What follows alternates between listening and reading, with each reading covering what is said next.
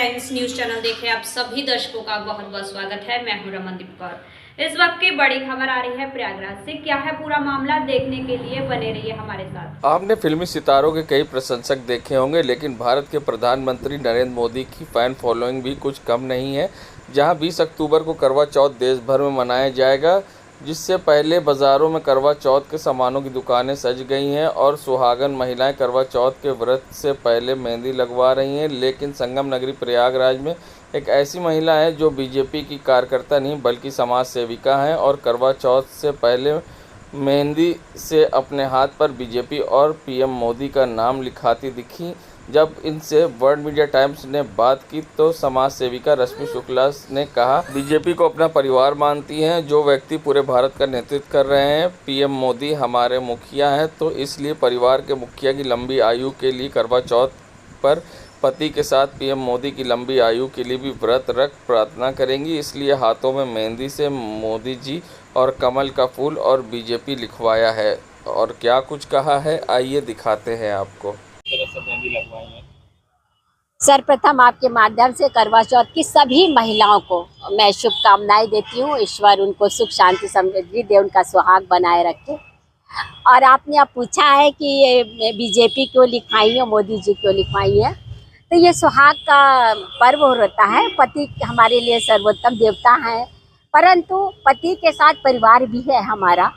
तो बीजेपी को एक मैं परिवार अपना मानती हूँ और उस परिवार के हम सब लोग जानते हैं कि आदरणीय नरेंद्र मोदी जो हमारे देश के प्रधानमंत्री हैं, वो मुखिया हैं। तो ईश्वर उनके लिए हम कामना करते हैं ईश्वर से कि उनको सब कुछ ईश्वर दे, दीर्घायु दे, अच्छा स्वास्थ्य दे, सभी तरह की मानसिक शांति जो दे और खूब वो उन्नति करे, आगे बढ़े और खूब अच्छी अच्छी हम लोगों के लिए योजनाएं बनाए। क्योंकि वो घर के मुखिया हैं, वो जब स्वस्थ रहेंगे तभी वो अच्छी अच्छी योजनाएं हम लोग के लिए बनाएंगे जिसका हम लोग लाभ भी उठा सकेंगे। और घर के मुखिया हैं तो हमारा कर्तव्य है कि हम उनके लिए मंगल की कामना करें और हाथों में मेहंदी लगाएं। ईश्वर से यही प्रार्थना है। आज हमने अभी तो मेहंदी लगाई है, फिर हम लोग कल व्रत रखेंगे, अच्छे अच्छे कपड़े पहनेंगे, ईश्वर की करवा माँ की पूजा करेंगे, चंद्रमा को अर्घ देंगे। और इसमें मिट्टी का कलश हम लोग इस्तेमाल करते हैं जिसको करवा कहते हैं। मिट्टी जो ज़मीन से जुड़ी है, धरती माँ है, बड़ी कोमल होती हैं। इसलिए पति पत्नी हर रिश्ता जीवन का बड़ा कोमल होता है। उसे आप खूब अच्छी तरह सुरक्षित रखिए, धैर्य से जीवन बिताइए, आपस में सामंजस्य बनाइए। लेकिन देखिए थोड़ा सा भी कलश मिट्टी का इधर उधर होगा तो वो टूट जाएगा कई टुकड़ों में। तो जैसे हम मिट्टी को सजो के कलश को रखते, वैसे अपने संबंधों को सजो के रखें और पति की दीर्घायु की कामना करते हैं। मैं डॉक्टर रश्मि शुक्ला।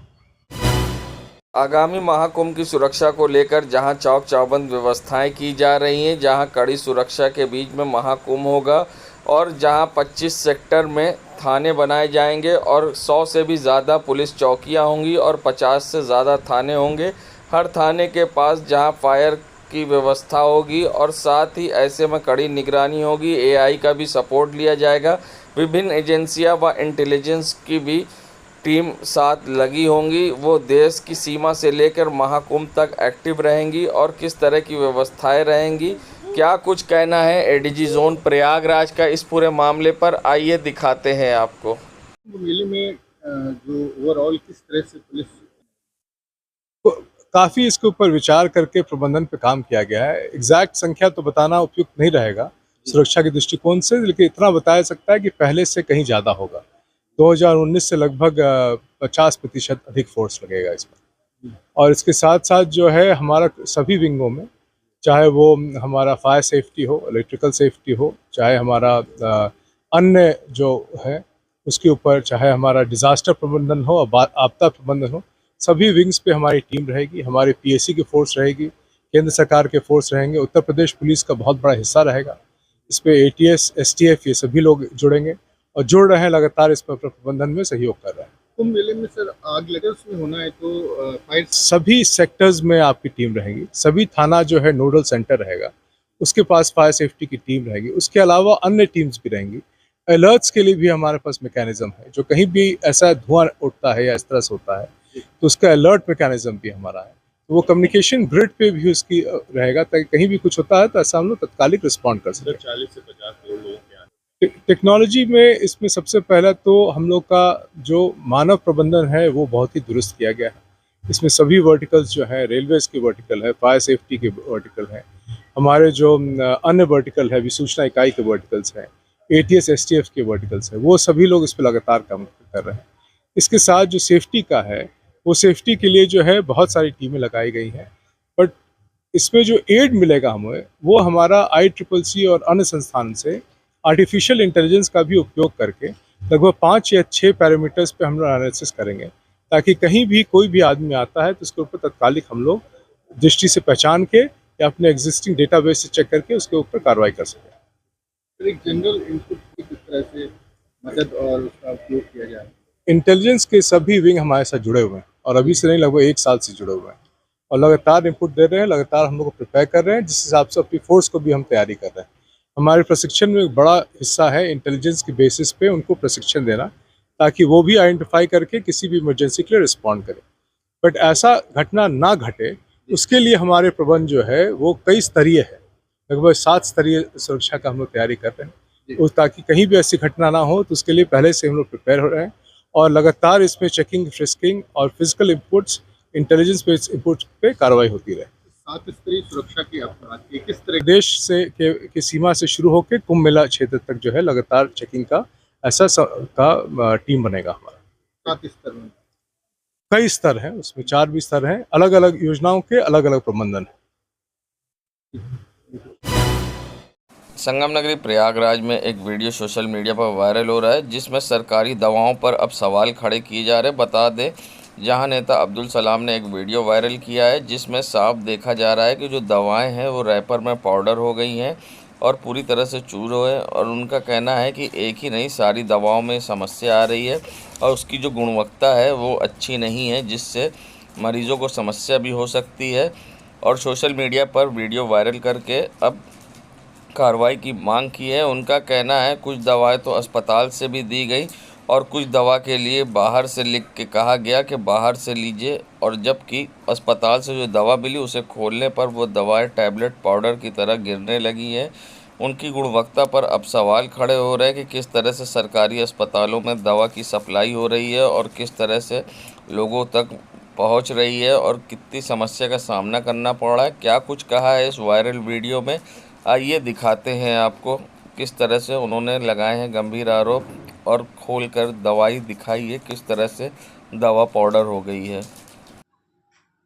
आज प्रयागराज के डफरिन हॉस्पिटल में हम लोग अपनी फैमिली के एक मेंबर को दिखाने के लिए गए, और सारी जांच और ट्रीटमेंट के बाद कुछ दवाएं डॉक्टर ने लिखी, और दवा काउंटर से जब हम लोगों को ये दवा मिली और दवा लेकर के घर आने के बाद जो समय बताया गया था, उस समय दवा खाने के बाद दवा की हालत क्या है, कंडीशन क्या, किस तरह की दवा हॉस्पिटल में दी जा रही है, सरकारी हॉस्पिटलों में किस तरह की दवाएं बांटी जा रही है, आप खुद देख सकते हैं।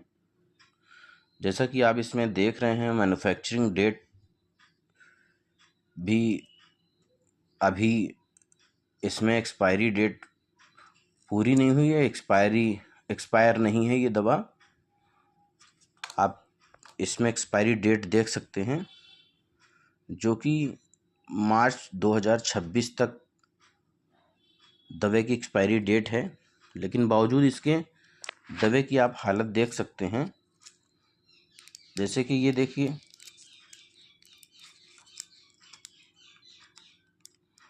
जब दवा खाने के लिए निकाला गया तो दवा की हालत देख लीजिए।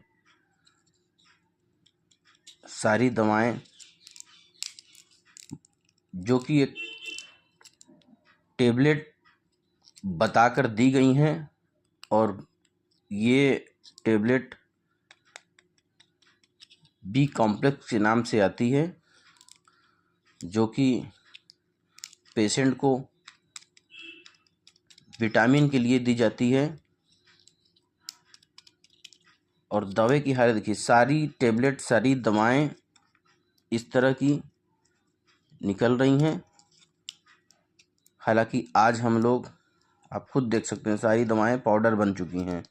जो टेबलेट हैं इस तरह से सभी में हैं, कोई मतलब एक रैपर में नहीं। जितनी दवाएं हम लोगों ने मिली थी और जब यहाँ पे खोली गई तो ये सारी दवाएं पाउडर की तरह काम कर रही हैं। और आज हम लोग दोबारा हॉस्पिटल में इसकी शिकायत के लिए काउंटर पे संपर्क करेंगे। उसके बाद देखते हैं क्या बताया जाता है, और उम्मीद है कि दवाएं तो चेंज कर दी जाएंगी, क्योंकि ये एक बहुत बड़ी लापरवाही है जो कि शायद मेरे ख्याल से किसी नमी के कारण या कहीं सुरक्षित जगह पे दवा न रखने के कारण दवे की ये हालत हुई है। और इस तरह की दवाएं न जाने कितने लोगों को बांटी गई होंगी, लोग कहाँ कहाँ से आते हैं और दवा उनको दिया जाता है, लेकिन अब उनको दवे से दिक्कत भी होगी और दोबारा आना पड़ेगा उनको दवा चेंज करने के लिए। इसके बावजूद कुछ लोग बाहर से आए होंगे, कुछ ऐसे अननोन पर्सन भी होंगे जो इतना एक्टिव जागरूक नहीं होते, और डर है कि कहीं कुछ लोगों ने इस तरह की दवाओं का इस्तेमाल न किया हो जिससे उन्हें कोई साइड इफ़ेक्ट या कोई नुकसान हो। आप खुद देख सकते हैं, उत्तर प्रदेश सरकार द्वारा सरकारी हॉस्पिटल डफरन में ये दवा दी गई है पेशेंट को। इस तरह की दवाओं की लाट रखी हुई थी। ऐसे ही दवाएं ना जाने कितने लोगों को दी गई हैं। तो आप खुद देख सकते हैं, ये सारी दवाएं बिल्कुल पाउडर बनी हुई हैं। ये रैपर देखने में ऊपर से सही है, लेकिन ये पूरी दवाएं गली हुई हैं। आप इसको खुद देख सकते हैं, ये टेबलेट की जगह ये सारी दवाएं पाउडर बन चुकी हैं। कानपुर परिक्षेत्र के दौरे के कार्यक्रम के अंतर्गत महाप्रबंधक उत्तर मध्य रेलवे उपेंद्र चंद्र जोशी ने उप मंडलीय चिकित्सालय कानपुर में नवनिर्मित बिल्डिंग का शुभारंभ किया। इस नवनिर्मित बिल्डिंग में रजिस्ट्रेशन काउंटर, आधुनिक पैथोलॉजी और दवाओं के वितरण हेतु काउंटर्स की व्यवस्था है। इस अवसर पर मंडल प्रयागराज मंडल हिमांशु बडोनी, उप मुख्य यातायात प्रबंधक कानपुर आशुतोष सिंह, मुख्य चिकित्सा अधीक्षक कानपुर रविंद्र प्रसाद सहित मेडिकल के अन्य विभाग के अधिकारी कर्मचारी उपस्थित रहे। इसी क्रम में महाप्रबंधक ने मेमो कार शेड और इलेक्ट्रिक लोको शेड का भी निरीक्षण किया और वहां कार प्रणाली के बारे में संबंधित अधिकारी से जानकारी भी लिया। देश दुनिया की खबरों के लिए world media times news channel को सब्सक्राइब करें।